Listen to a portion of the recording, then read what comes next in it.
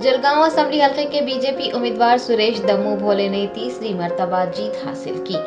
23 नवंबर को महाराष्ट्र असेंबली इंतखाबात के लिए वोटों की गिनती की गई। जलगांव असेंबली हलके के बीजेपी उम्मीदवार सुरेश दम्मू भोले उर्फ राजू मामा ने तीसरी मर्तबा शानदार कामयाबी हासिल की है। बताया गया है कि जैसे ही 11वें राउंड के वोटों की गिनती की गई, उन्हें 6,764 वोटों से लीड मिली। उन्होंने कुल 95,581 वोटों से जीत हासिल की है। वहीं दूसरी जानिब यूपीडी के उम्मीदवार जयश्री महाजन को 35,817 वोट मिले हैं।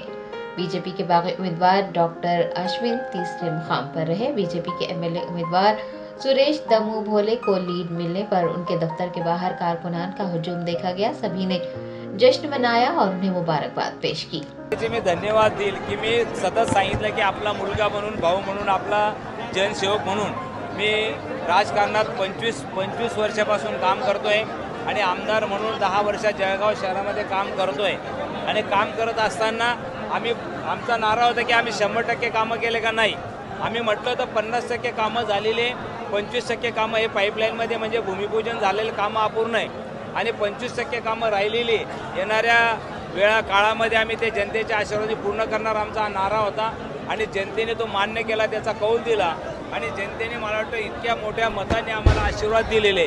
मी जनतेचे ऋण व्यक्त करतो, पक्षाचे ऋण व्यक्त करतो। सर्व नेते कार्यकर्ते, नामदार गिरीश भाऊ असतील, आमचे सर्व महानगरचे अध्यक्ष असतील, कार्यकर्ते असतील, त्यांचंही मनोबल ऋण व्यक्त करतो। आणि जनतेने परत तिसऱ्यांदा मला सेवा करण्याची संधी दिली म्हणून मी जनतेचे सदैव ऋण व्यक्त करून येणाऱ्या काळामध्ये परत जनतेची सेवा करण्याचा प्रयत्न करणार। मुख्यमंत्री म्हणून कोणाला बघताय तुम्ही आता?